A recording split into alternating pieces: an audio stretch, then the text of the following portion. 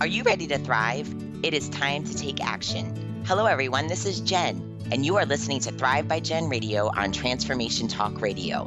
What is the result of thriving? Body confidence, mind fulfillment, and soul synchronicity. Tune in to hear about these elements and the scientifically and spiritually proven action steps to stand in confidence, love from within, be unstoppable in fulfilling your dreams, and create synchronicity so you can flow toward abundance and love. Hear real stories that will inspire you to take action today and be a catalyst for positive change in this world through creating your own Thrive life. Let's do this. Feel empowered and ignite your soul with Thrive by Jen Radio starting now.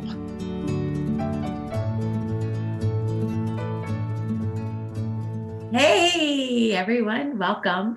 Happy Monday. I know I say this every week, but I'll continue to say it. I'm so excited to be here on this Monday morning. I love Mondays because I don't know, it just kind of sets the tone for the week, Yeah, make it a great Monday and you can have a great week. I want to, before we jump into self-sabotage, which I'm super excited about, self-sabotage is one of those things that I've experienced personally, and I've also coached thousands of people through it. But it's so, it's one of those things that's very much there, but we don't always know that we're doing it. We always don't know that it's happening.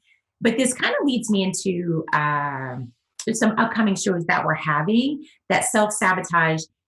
One of the things about self-sabotage that I found that has helped me was helping others. And so one of the shows that we have coming up is going to be about this amazing human being who just recently received a kidney transplant. But the story is unbelievable and so unbelievably unselfish, I should say. It's such an unselfish story about how this came to be and the circumstances and what happened. So I'm so excited about that upcoming show. As well as this coming Monday, we're going to have my good friend back, Dennis Seed. Dennis and I did a show on caregiving back in September, and we had a huge response from it. And so there are more things that he would like to share about being a caregiver and going through it and living through it, but also thriving through it. And again, it's goes back to this unselfish acts. And I'm just, I'm wondering and saying this out loud that, maybe that's the key, right? We start having more of these unselfish acts and things start to change. Things start to improve. Things start to get better. And then on November 19th, I am super excited to have our guest, Nancy Rhines. Nancy wrote a book. I'm going to post it under this, in the comment section under this show. It's called Awakenings from the Light. And it's incredible. It's amazing. Nancy had a near-death experience. And in that near-death experience, she got to experience her guide, angels, and messages that she was given to bring back to us here in this plane. So the book is incredible. I'll tell you, very healing for those of you who have lost someone. You definitely want to get this book. Again, it's called Awakenings from the Light. Nancy Rhines. Nancy's last name is Rynes. It just recently in August, I lost someone who I loved incredibly, and it was unexpected. As well as, now it's a long time ago, 26 years ago, I lost my dad, and that was unexpected. And after reading this book, it brought so much peace. There's just her truth and faith, and just a lot of joy and a lot of understanding that we can take from this and we can live better here while we're here, but knowing too that our loved ones are in a really beautiful, beautiful place. So those are some upcoming shows that I hope you'll join us for.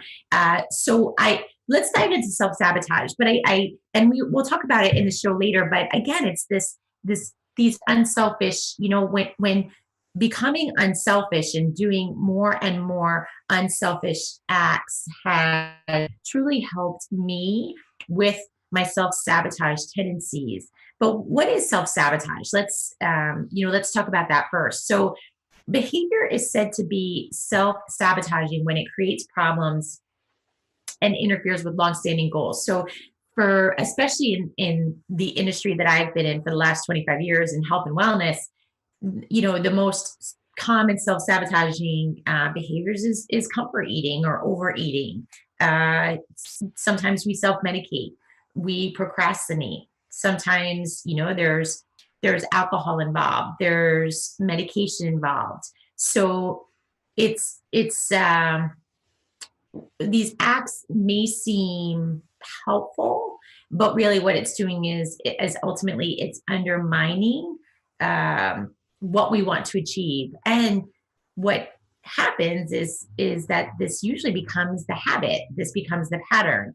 So now we're undermining our goals repeatedly. One of the things that I've gotten asked often is how do I stop? What do I do? How can I stop this? Why am I doing it? And we don't, the why part is bigger than what we'll get into on this show.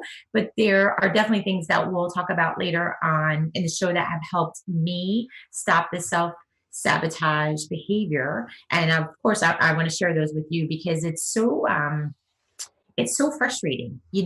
We make these goals and we're constantly trying to reach them over and over again. So we don't always know that, and we're not always aware that we're doing self-sabotage, that we're doing it ourselves.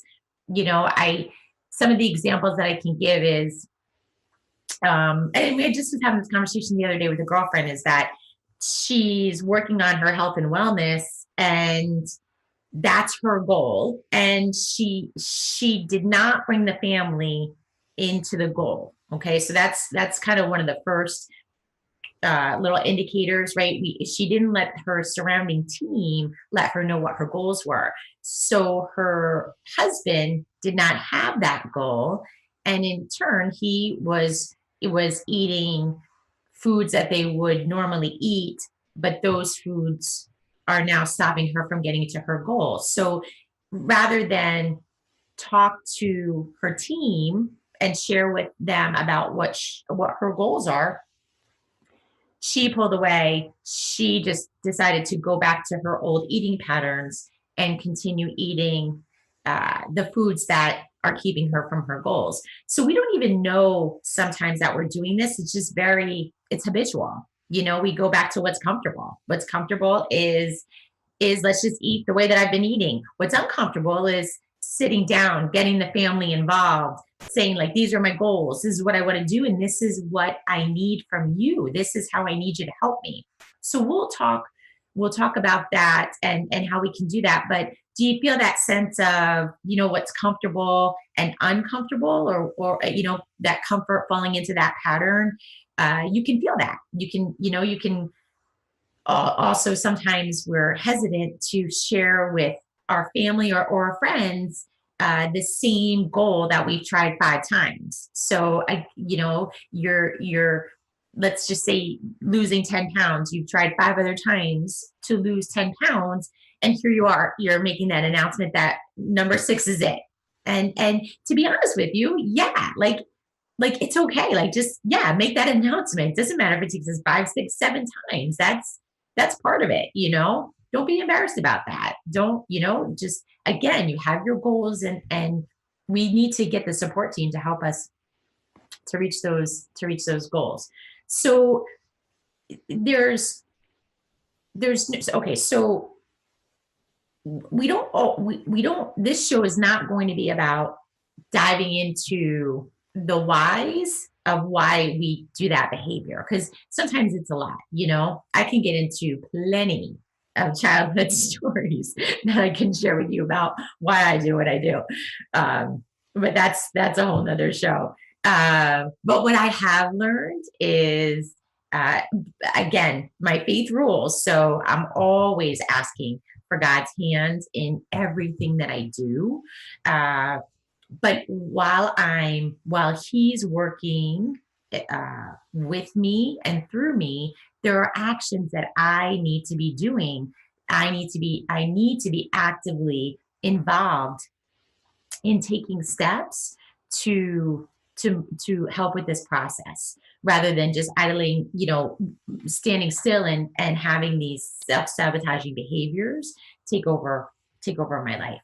So let's I want to dive into, we're going to take a short break. When we get back from break, I want to dive into ways that we can stop this self-sabotaging behavior. We'll also talk about identifying some things that we do. It's not only it's it's the comfort eating, but for instance, not scheduling your workouts, right? Not taking the time to get that into your calendar, not putting yourself as a priority. And these are all important things that we need to start doing. And I hope to show you how making yourself a priority and getting yourself, taking care of yourself, then radiates through your entire life. And it makes the world a difference for you reaching those goals that you want to reach. So let's take a short break. This is Thrive by Gen Radio on Transformation Talk Radio.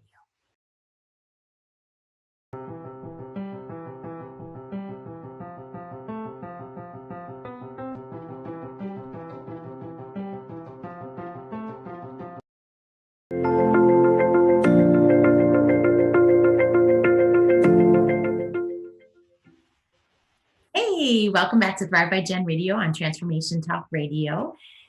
Before we get started diving back into self-sabotage, tune in. We have some great upcoming shows.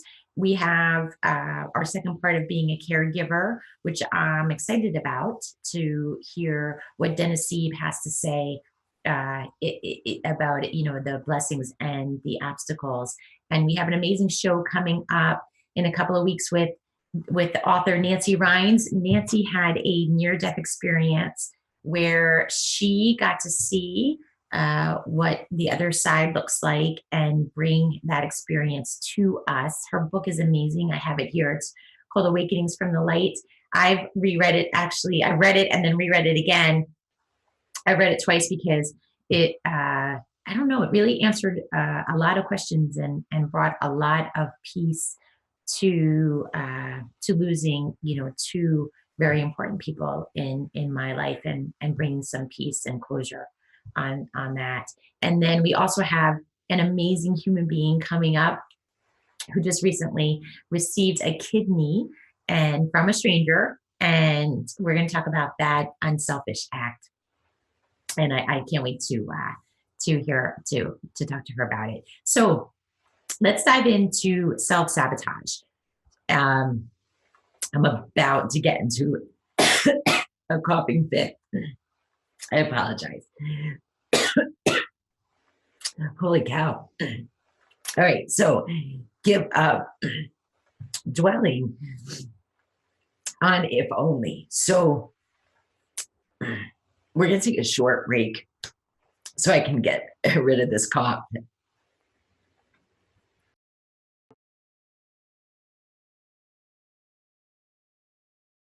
I survived. I'm back. Boy, talk about being live and having a coughing attack. Maybe that was my self-sabotage about talking about self-sabotage. All right, let's dive in. So giving up dwelling on if only. I had this great conversation with someone just on Saturday, and I was just talking about things that have happened and things in my past, right? Circumstances, life, and even in that conversation, I have given up if only.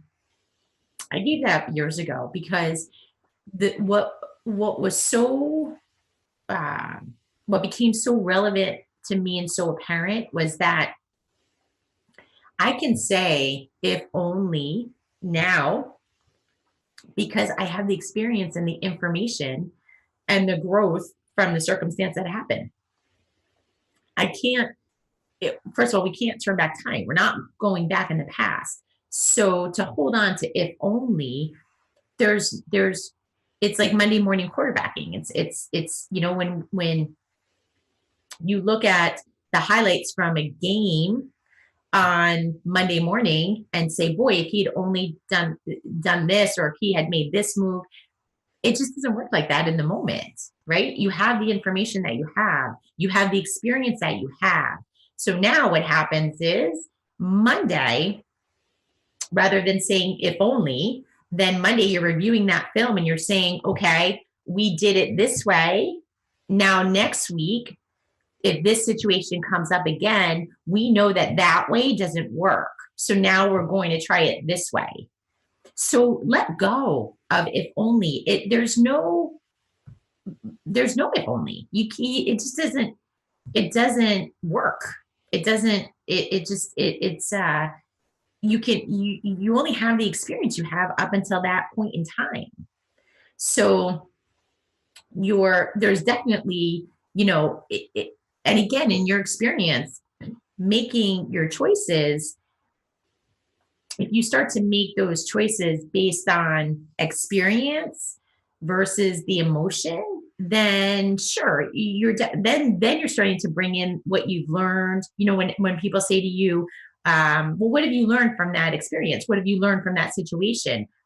Think about what you have learned, and think about, if that circumstance comes up again, you'll handle it this way. You'll do it this way. You'll do this differently this time. So let go of the if only, because it really holds you back. It keeps you in this, it's like a repeating cycle. It's just, I feel like you're stuck in a rut. You can't move forward. You're stuck in a rut. I'm on this earth now, almost 48 years, and I could have plenty of if onlys, plenty, but I didn't have, what I know today, I didn't have when I was 23. I didn't have that information. I didn't have that knowledge. I didn't have that growth. So the decisions that I made was what I had up until that point. And that's too why growing is so important. So if you're not with a coach, if you're not in your Bible, if you're not, if you're surrounded by people who are not raising you up, who are not raising the bar, look around. You need to make different choices now. See who you're surrounded by. See what they're doing. Are they accomplishing their goals? Are you with people who have set goals and are accomplishing them? Are you in your faith? Are you exploring your faith? Are you bringing God into your circumstances? Are you, are you seeking out, advice from older individuals who have 30 years or more living than you do? So see what's happening around you, rather than being in that. If you're in that if only conversation in your head, you need to get out of that. Change your circumstances, change the people who you're talking to, change the people who are surrounding you. And then that way you can grow from it, and you can learn from it. So that's a big important, that's a big talk about mindset fulfillment in our show, Body Confidence, Mindset Fulfillment, and Soul Synchronicity. That is a huge mindset piece. That's just if only is a lot of regret, and it just doesn't work. It holds you back. Another thing, we're being afraid of your thoughts. So the one thing that has truly helped me here is my faith. In my faith, it's being present is so important. And I've definitely have moved to that way of living, that I am very present in the moment. That doesn't mean that I'm not thinking about goals in the future, or a vision that I have of how I want something to be, but I am very here now, and I'm very present in enjoying this moment. I'm not getting caught up in, a year from now and what that's going to look like. I just don't know, even in the past year, my life has changed tremendously. And if I, when I've learned is I sit there and I would worry, then I would have too much worry, and worry would be self-sabotage for me, because then all of a sudden I'm starting to worry about circumstances that haven't happened yet. And I stopped going after the goal that I wanted to go for. So stay more present. Don't, being afraid of your thoughts is, if you find yourself looking so far out into the future, pull yourself back and stay here today. Be in the present moment today, so you can eliminate that worry, and use your energy. It's such a big Worry is such a big energy sucker. I'm amazed at how much time I can waste on worry, and that has been that's been a huge driving force for me to eliminate that, because I would waste hours. I could waste hours and days, and again, when we talk about procrastination, you'll see where that was a big piece of procrastination for me. I would let that worry take over. I would make that my focus. And then next thing you know, a few days would go by and I hadn't worked on my goal. And then I'm back into that rut of, oh, if I just didn't worry, then I could have had this done. It's just a vicious cycle. So don't, if you find yourself getting into that trap of worrying about the future, how this is going to turn out, bring yourself back into that present moment and stay there and focus on, say to yourself, okay, I need to get this done today, and that's what I'm going to focus on. Burying your feelings is another thing. I've learned to let my feelings flow through me, versus, for me, years ago, I would use food. I would just take that food in and I would shove those feelings down. So you sometimes acknowledging our feelings doesn't mean that we're throwing a temper tantrum, or we're screaming, or we're unleashing these emotions at the person we love, or at our family, or at friends.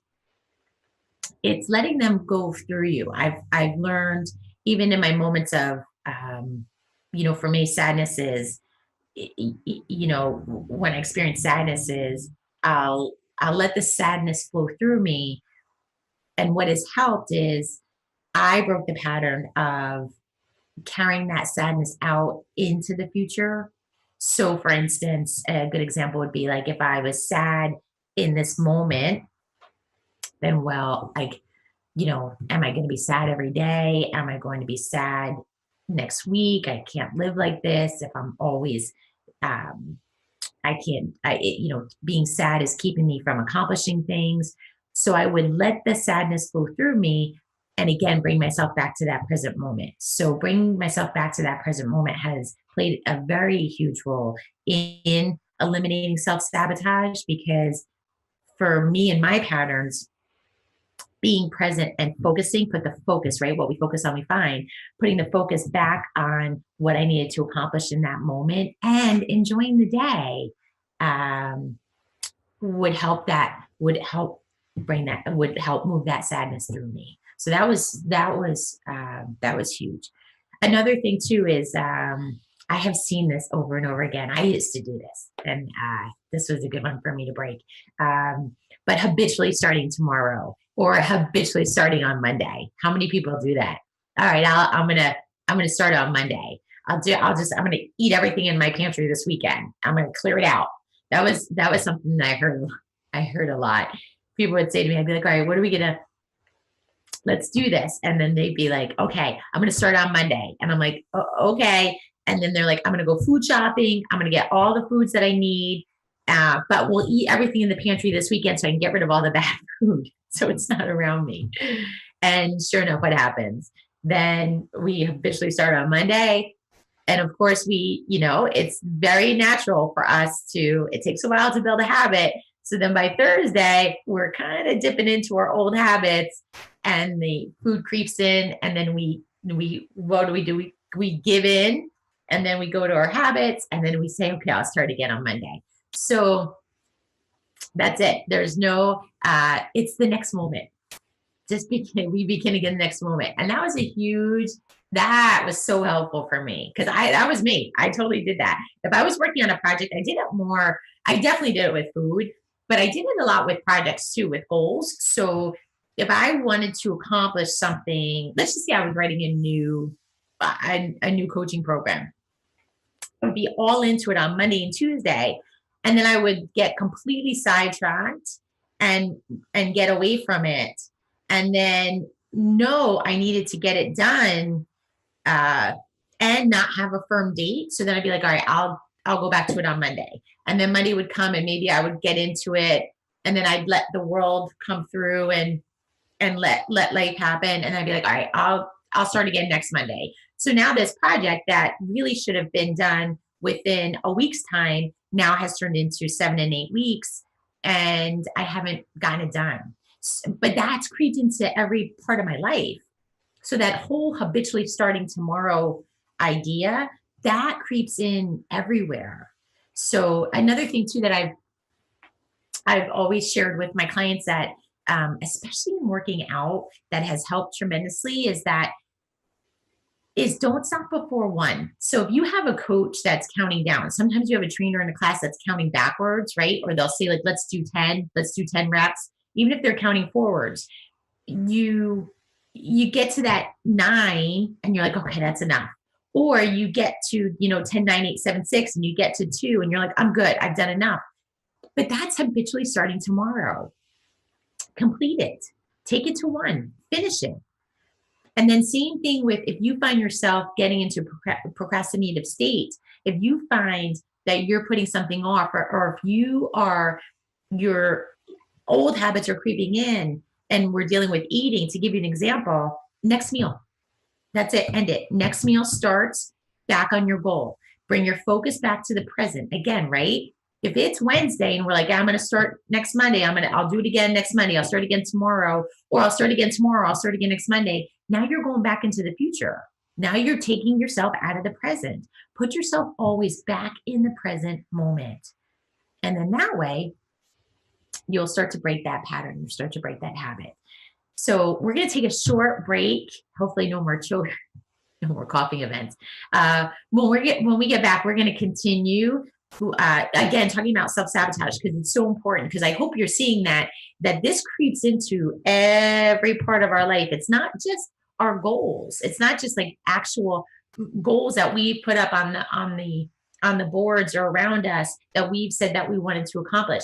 These are all things that start to creep in, all behaviors that we have that prevent us from going forward. So this is Thrive by Jen Radio on Transformation Talk Radio.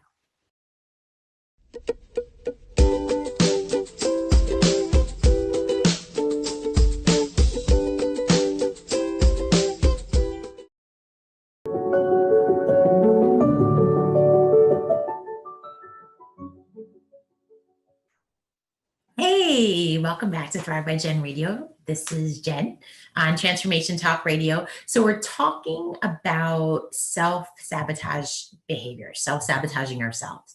And it's interesting because it really can creep into many areas of your life, and important ones, right? Ourselves, relationships, goals that we have. So we're going to talk more about, I always like to leave everyone with action. I always like to leave you with something that you can start doing today, and to improve any aspects of your life, and for us to grow, and small steps for sure. I love taking small steps, and that's why I like to do stuff. I like to do something daily. I like to take action daily for improving myself to be better each day. So I just want to share this with you. Our self-sabotaging behaviors, we have, we have one thing in common. They are things we look outside of ourselves for relief. So I don't know if you can notice that in your own life, but like for me, for a long time, it was eating. So, and that comfort eating, it's an outside source. Whether I was I was sad. I was stuck in a pattern of behavior. I was stuck in a pattern of thinking. Um, but I looked outside to get that relief.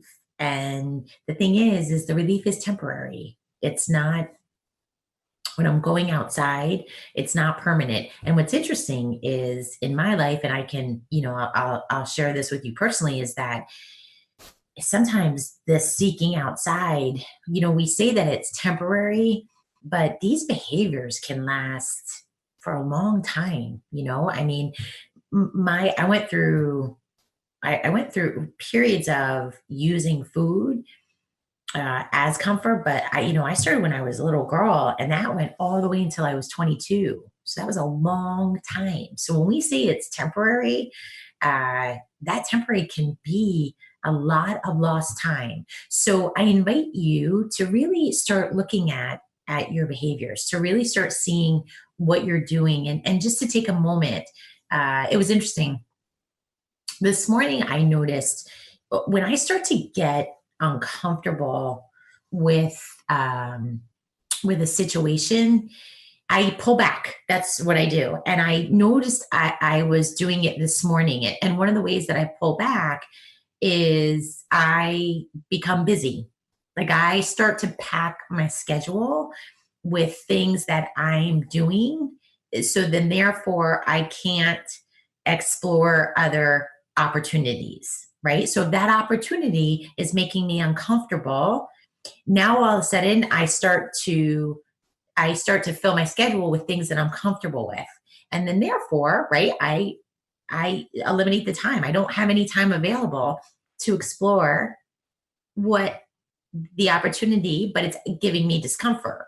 Does I'm making sense with that. So this morning I noticed that I was doing that. And it was so awesome when we realized that we can that when we realize that we're doing something, a behavior that isn't in our best interest.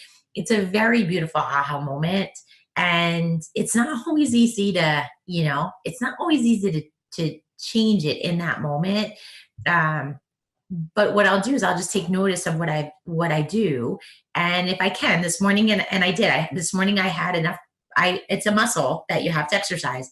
And I've exercised that muscle enough to realize what I was doing. And I was like, okay, I pulled myself back and I recognized what I was doing so I could clear room in my schedule. Like I move things around because I want to explore this other opportunity. So just know it's when we seek outside, right? It's when we seek an outside source. So if you find yourself seeking an outside source to take away that discomfort, um, to move an emotion around, to hide a feeling, to bury a feeling, just take that as a little indicator. It's a little red flag that says, okay, I need to look at this, and then reach out to somebody. If you're this is why we have coaches. This is why coaches have coaches, because this helps us. Sometimes you just need that outside party who has uh, that training, that education, that knowledge to talk you through it versus calling up your friend. That's why I say be careful who you're surrounding yourself with, because if you call up a friend who uh, you know is very knee deep into their own self-sabotage behavior, it's kind of like you're calling somebody up who's like, no, you're fine, be busy, like busy's good, and doesn't really have an understanding of what's happening. So so it comes from the inside. It comes from the inside, and that's a beautiful thing, because what I've learned is that I can't control people, but I can control me, right? I can't control what people say. I can't control what people think. I can't control what people think about me. I can't control their responses, their actions. I can't control if they should apologize, if they shouldn't apologize, but I can control me. So that's a as scary as it might be to know that I have to work on myself. It's so beautiful and so freeing because I can work on me, you know, I can. And then when I start to to make those changes and grow into what I would like to grow into, then my outside circumstances start to change. I start attracting people who are similar to me. I start almost repelling people who are not similar to me. And that's when what's really interesting is that that's when the good stuff comes, because that's when you get lots of gossip. That's when you get lots of people saying not nice things. That's when you get that, that's when you're like, okay, I'm doing something right here, because now the people who should be falling away are starting to fall away, and the people that you're starting to attract are supportive, and they can share with you their own journeys into what they've gone through for self-sabotage. All right, so let's dive into some ways to stop sabotaging. I'm going to say your own successes, right? And success is success is growth. It doesn't have to necessarily be a goal versus growing. So it doesn't have to be a tangible thing versus us just growing more unselfish, more loving, right? More caring. So be willing to let go of individuals in your life who talk a lot about what they are going to do, but they never execute. So I've been there, I've done that myself, or I've been surrounded by people who they do a lot of talking about what they're going to do, but they never do it. And that goes back to kind of what I was saying before about, you call up that friend who, you're sharing with them what you're going through, and they're like, nah, like, be busy, that's good, it's good, you don't want to do too much, don't take on too many goals, because you don't want to be crazy, you don't want to get too busy. And so it's not supportive. So if you see that happening, if you have those friends, just start to distance yourself a little bit. Guard your peace. What does that mean? Oh, I love my peace. Peace is inner peace. For me, this is all God. God is my peace. So for me, um, being peaceful means so many things. It's having boundaries. It's knowing what my values are. It's knowing what my goals are and how my goals help make my values real. My values support my goals, and my goals support my values. And it's also about attracting those people in my life who are supportive of those values, who have similar values as I do. So we can have that common ground. We can have those things in common. That's having like minded people in your life. So peace is so important. And I think, I have a lot of clients who always ask me, Jen, that's what they want. They want to be more peaceful, and they want to know how to get it. So for me, first and foremost, that's where God comes in. And that's where being spiritual and having time with him creates that peace. And when you start to feel that peace and you start to have that peace, it's so valuable. And nothing, it's strong, and nothing can break it. Nothing can break it. Um, watch your words. Are you a complainer or are you a problem solver? So for me, my obstacles are really opportunities. So when I hit an obstacle, I ask myself, what can I learn from it? What's going on? Am I creating it? Am I part of my obstacle? Like, what is this obstacle creating in my life? And then how do I turn it in? How do I problem solve it? How do I turn it into a solution? Maybe it gives you a great time to reflect. This is, when we complain, it takes away creativity. Complaining is not creativity. We're creative beings. We're supposed to create. And when I say create, I don't necessarily mean art or for, I guess I struggled with this for a long time. Creative people always to me meant that they had that creative gift, right? They could sculpt, they could, draw, they could paint. But we're creative beings. So even creating solutions is exploring your creativity. And that was so wonderful when I learned that, because I could take an active role in creating the solution for my obstacle, becoming a problem solver, becoming a solution creator. And that fed my creativity. And when I was feeding my creativity, all these things started coming into place. All these things started falling into place. So just check yourself. If you're complaining, you're not creating. You're not creating, and you're, again, in a way, it's self-sabotaging. If you're complaining about it, you're going to keep complaining about it, and there's no solution. And then that's it. You go back to the vicious cycle. You start that cycle over again. When there's conflict, look at ways that you can take ownership. This isn't blame. Blame is a negative, is negativity. Blame is fear. This isn't about blame. And when you're surrounded by people that look for the blame, run the other way. Run the other way. Get out of their circle. You want to see where your responsibility lies in the conflict, and then look at your behaviors. See what you can do differently. Learn from it. And if there's an apology that needs to take place, then we apologize for behaviors that we've done. But there's so my gosh, when we accept responsibility, and when we take ownership for the conflict that we have, then this opens up the door for problem solving. This opens up the door for forgiveness. This opens up the door for people together to communicate and talk about going forward.